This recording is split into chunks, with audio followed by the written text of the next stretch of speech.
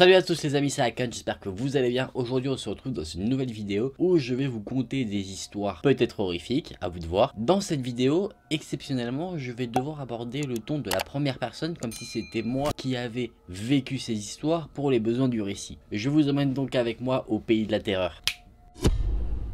C'était au milieu de la nuit. J'étais dans ma chambre, j'essayais de me reposer en regardant la télévision quand je suis tombé sur une chaîne d'information locale. À un moment donné, un bordereau d'informations importantes est apparu sur la télévision. C'était des informations communiquées par la police qui disaient: un meurtrier est en fuite, il se cache dans les environs de la ville, la police est en alerte et recherche partout où se trouve l'individu. Cet individu est armé et dangereux. N'y prêtant pas forcément plus attention que ça, j'ai décidé d'éteindre la télé et d'essayer de m'endormir. Alors que le sommeil commençait à se faire sentir, j'ai entendu des bruits étranges venant du bas de ma maison, comme si quelqu'un était rentré chez moi. À ce moment-là, mon cœur a commencé à battre à toute allure, je me suis rapidement habillé et j'ai tendu l'oreille pour entendre ce qu'il se passait. J'ai donc entendu un nouveau bruit, c'était le bruit d'une porte qui craquait. J'en étais à présent certain, ce n'était pas mon imagination. Il y avait bien quelqu'un qui s'était introduit chez moi. La seule chose que je me suis dit, c'est: je dois sortir d'ici. Fort heureusement, ma fenêtre donnait sur l'extérieur et elle n'était pas très élevée, je pouvais donc sortir sans me blesser. Je tremblais de peur et j'espérais au fond de moi que ma fuite ne ferait aucun bruit pour ne pas alerter l'individu qui se trouvait dans la maison. Pendant que je réfléchissais, j'ai entendu des bruits de pas dans l'escalier qui se rapprochaient de plus en plus de moi. Plus les bruits se faisaient entendre, plus j'avais l'impression qu'il y avait plus d'une personne qui montait les escaliers. À n'importe quel moment, la porte de ma chambre pouvait s'ouvrir et je serais débusqué par ces intrus. Il fallait vraiment que je sorte d'ici. J'ai donc sauté par la fenêtre, j'ai atterri sur le toit du garage. J'ai fait du mieux que j'ai pu pour ne faire aucun bruit. Je me suis accroché à la gouttière et je me suis laissé glisser pour atteindre le sol. Et j'ai réussi tant bien que mal à me rendre dans le jardin. Avant de m'enfuir, j'ai jeté un dernier coup d'œil vers la fenêtre par laquelle j'avais sauté et j'ai vu les lumières de la chambre s'allumer. Les personnes qui s'étaient introduites dans la maison étaient rentrées dans la chambre peu de temps après que j'ai sauté. Je me suis dit à ce moment là que j'ai vraiment eu chaud, que je l'ai échappé belle, et un léger frisson a parcouru ma nuque en pensant ce qui aurait pu m'arriver si jamais j'avais été débusqué.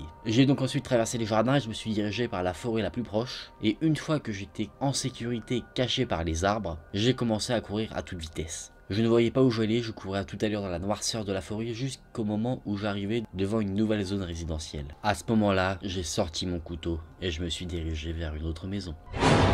Vous l'aurez compris, dans cette petite histoire-là, on incarnait non pas une victime, mais bien l'auteur des meurtres, la personne qui était recherchée et qui se relaxait dans une maison où il s'était préalablement introduit. Il se relaxait jusqu'au moment où les véritables propriétaires de la maison sont revenus. Fort heureusement, ces propriétaires n'ont pas eu affaire à notre personne, le meurtrier, mais j'ai trouvé ça assez intéressant d'avoir cet aspect-là justement où on se fait passer pendant tout le temps du récit pour une victime alors qu'en fait on est la personne à craindre.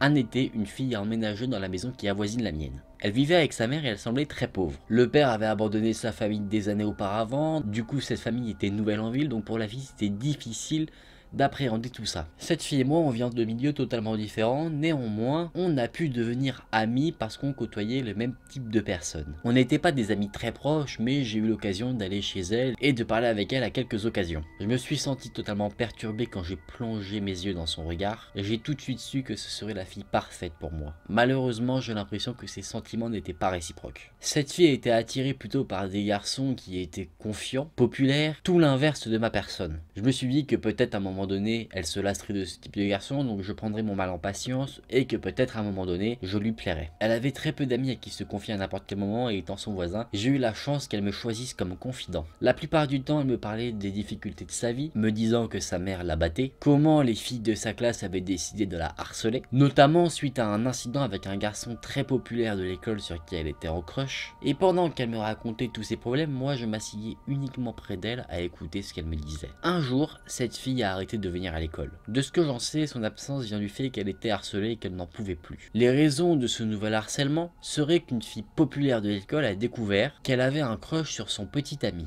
À ce moment-là, cette fille populaire a mutiné toute l'école contre elle et elle se faisait frapper et insulter dès que d'autres étudiants la voyaient. De nombreuses rumeurs circulaient en ville à son propos, ce qui faisait de sa vie un terrible cauchemar. Encore une fois, quand elle se confiait, je m'asseyais près d'elle et je l'écoutais. Son comportement a totalement changé quand elle a intégré une nouvelle école. Elle sortait tard la nuit et avait commencé à fumer des cigarettes et à boire de l'alcool. J'ai entendu certaines rumeurs comme quoi elle consommait également de la drogue. Ne faites jamais ça, vraiment. Elle est tombée amoureuse d'un mauvais garçon qui a d'ailleurs été arrêté arrêté par la police plusieurs fois. Sa vie familiale empirait également. Au milieu de la nuit, je pouvais entendre qu'elle se querellait de manière régulière avec sa mère. Toutes les filles de son école la détestaient, au point même que des étudiants pendant la nuit se sont rendus chez elle pour faire des graffitis en l'insultant de tous les noms. Quelqu'un qui l'a harcelé en est même venu au point d'assassiner son animal de compagnie, son chat, et l'a placé dans sa boîte aux lettres. Évidemment, après ces événements, ma voisine a décidé de quitter encore une fois l'école. Elle avait l'habitude d'ailleurs de se retirer dans la salle de bain, de fermer la porte à clé et de pleurer toutes les larmes de son corps. Elle n'en pouvait littéralement plus. De ce que j'ai pu apprendre par des rumeurs de voisinage, elle ne parlait plus du tout à sa mère et restait constamment enfermée dans sa chambre. Elle sortait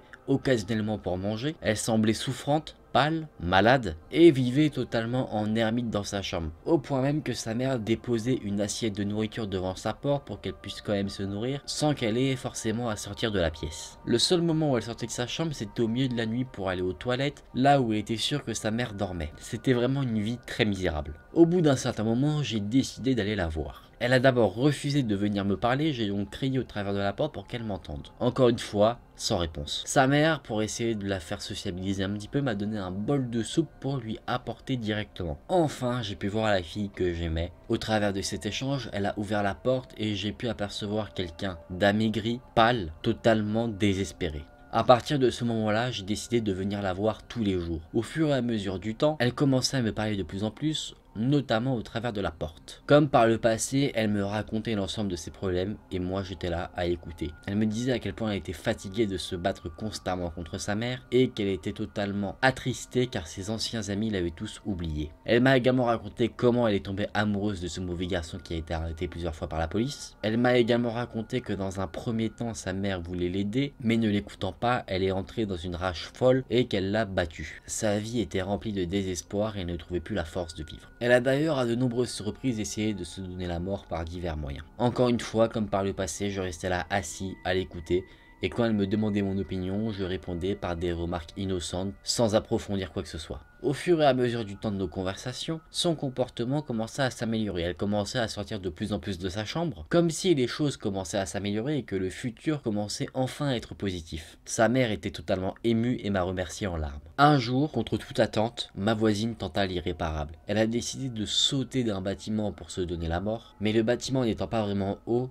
son action n'a pas été un succès. Gravement blessée, le docteur a dit qu'elle devrait passer le reste de sa vie en fauteuil roulant. Après être sortie de l'hôpital, je suis allé la voir. Elle était dans son lit, sans pouvoir bouger. Elle s'est excusée auprès de moi, en pleurant. Elle espérait ne pas survivre à cette chute, et elle me disait qu'elle était désolée de tous ces troubles qu'elle m'avait causés. J'ai essayé de la rassurer, de faire cesser ses larmes. Gêné, j'ai ensuite pris la décision de l'embrasser. Elle était tellement en larmes que l'ensemble de son corps tremblait. Elle ne pouvait pas elle-même essuyer ses propres larmes. Pendant que je la tenais dans mes bras, je lui ai demandé de m'épouser. Elle m'a répondu « Es-tu sérieux? Vraiment ?» Moi, elle ne pensait pas que quelqu'un voudrait d'elle, avec tout ce qu'il s'est passé dans sa vie. J'ai dû lui proposer plusieurs fois avant qu'elle ne croie réellement à ma proposition. Je le voulais vraiment. Elle pleurait de nouveau et je l'ai rassurée en disant que je voulais vraiment me marier avec elle et que je l'aimais depuis toujours. C'était la fille parfaite pour moi. Elle l'a toujours été. Même quand elle m'a ignoré et qu'elle n'était pas amoureuse de moi, même quand elle est sortie avec un mauvais garçon, même quand j'ai dû écouter tous ses problèmes stupides, même quand elle est devenue totalement méconnaissable et qu'elle se cachait dans sa chambre, même quand j'ai dit à la fille populaire de l'école qu'elle avait un crush sur son petit copain, même quand j'ai lancé des rumeurs sur elle à toute l'école, même quand j'ai fait des graffitis sur sa maison, même quand j'ai tué son chat et que je l'ai mis dans sa boîte aux lettres, même maintenant quand elle est gît sur son lit, faible et incapable de bouger, même maintenant je l'aime toujours. Vous voyez ?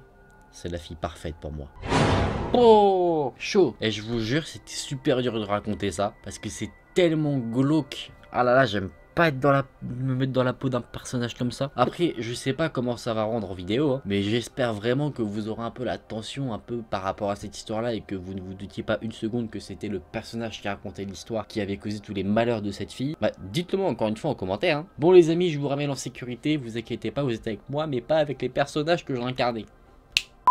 Bon les amis, c'est des histoires vraiment super cool je trouve, de se mettre dans la peau des méchants, et en fait on comprend qu'ils sont méchants uniquement à la fin de l'histoire. Moi j'adore ces histoires là, que ce soit en récit écrit ou en film. Moi ça c'est le genre de truc qu'à chaque fois je me dis ouais mais ça explique tout, et ça je trouve ça vraiment super kiffant. En tout cas vous, dites-moi ce que vous en avez pensé en commentaire, j'espère que ça vous aura plu. N'hésitez pas à me dire si j'avais été crabé dès le début ou si ça va, j'ai quand même bien joué le jeu. En tout cas j'espère que la vidéo vous aura plu, si c'est le cas n'hésitez pas à liker la vidéo et à vous abonner à la chaîne. On se retrouve très vite dans une prochaine prochaine vidéo. Salut!